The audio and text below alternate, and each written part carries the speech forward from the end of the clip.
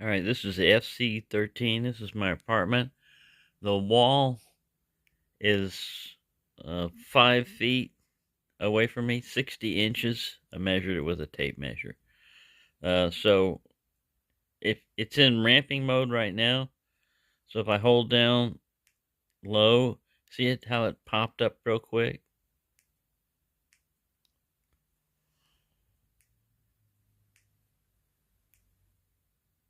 Well, hold it and let it go all the way low. All right, that's the moonlight mode on it, and the disco lights go out, everything. Fairly usable. And if I hold again, that's the next one up.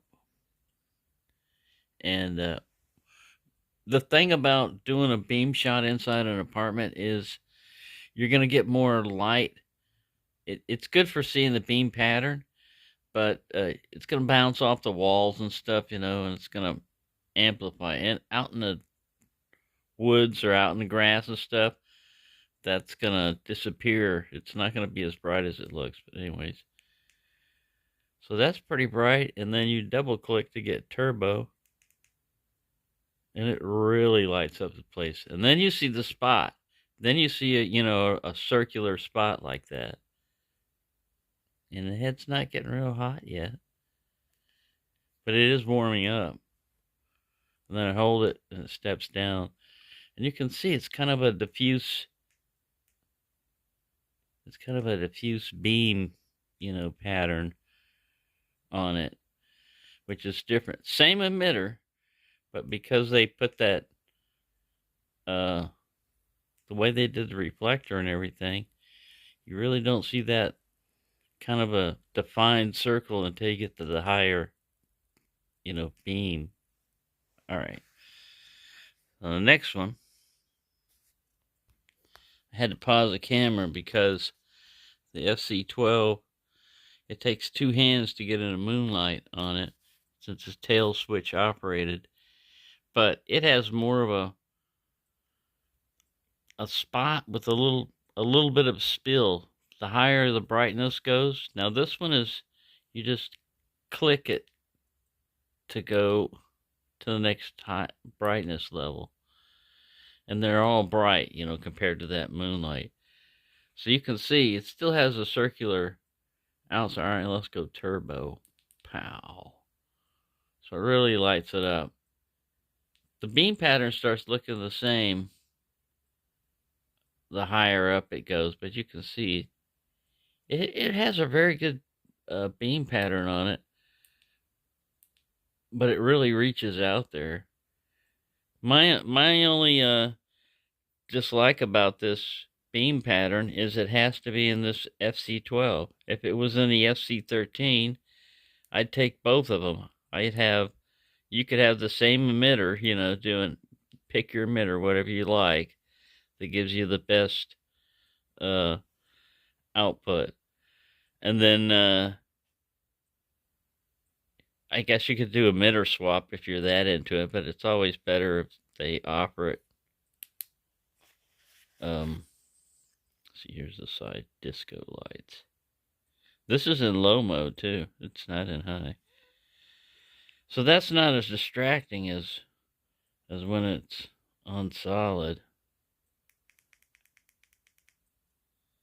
I don't know why it does that. Flashes on the second one.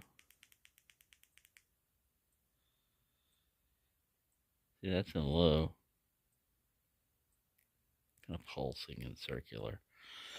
This is a better flashlight. Feels better in the hand. I'm not into a super tactical mode, so I do like to have a spotlight, like I said.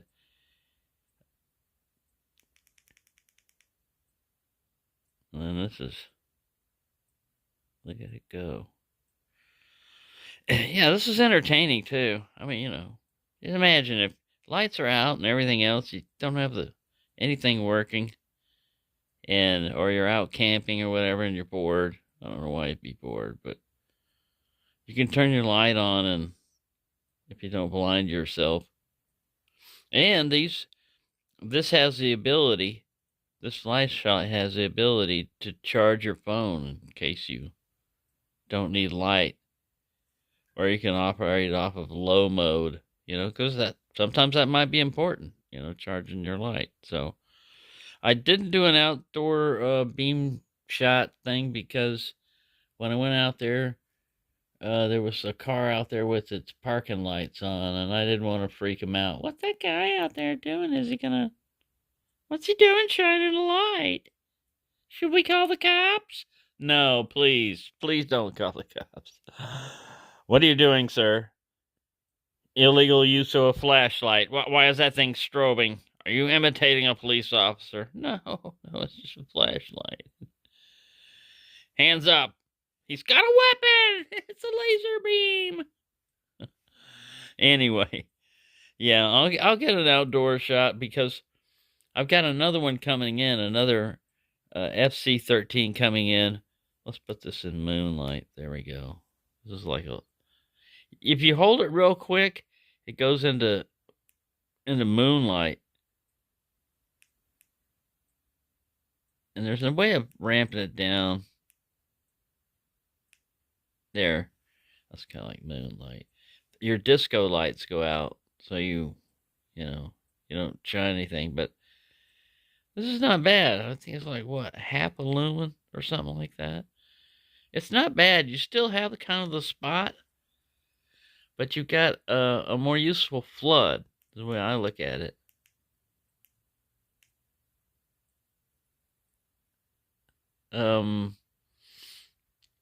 You're not gonna throw quite as far as the FC12 with this guy.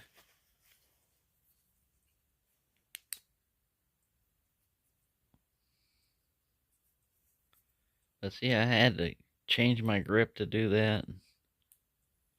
I understand if you're, tactical, if you're got something else in your other hand and you're using this as a support, but most people have weapon-mounted lights, I mean, if you're that into it. This was back in the day when people had revolvers and stuff. See that, like that Glock down there? It's got a rail on the bottom of it, a little mounting point, and you attach a light there. You don't have to use another hand to activate it and all the other stuff. So, to me, the tail switch thing, I understand too also that where people start freaking out. Oh, a tail switch doesn't activate in your pocket as much. Yeah, that's true. I understand that, Some people just like tail switches. Some people like, it's whatever you like, pick whatever you like. Pick a flashlight that's got it. For me, I don't get into a lot of tactical stuff at my age. If my age, tactical is not falling down and busting your ass and getting a hip replacement. That's tactical. If you ninja your way out of that one, it doesn't matter if you had a tail switch activated. To me, I can activate this better, and my hand's already going to aim to point out. I'm not doing reverse grip. I can still do that if I wanted to. Get away from me. I'm going to reverse grip flashlight you. Why? Anyway, it's my little rant. I like the FC13 better than the FC12 as far as a flashlight. As far as emitter, they're the same. This beam pattern is a little bit more useful, I'd say, in urban environments and stuff like that, where I was going to do like it out in the parking lot, have it out there and just show you how, if you wanted to illuminate the whole kind of like parking lot, not just one specific area, you just want to make sure the whole area is clear. A more floody beam is going to help you than if you had picked up Mr. Spotlight. It just depends on how much spill it's got. See how that beam, I'm putting it behind my head, it still maintains this little circle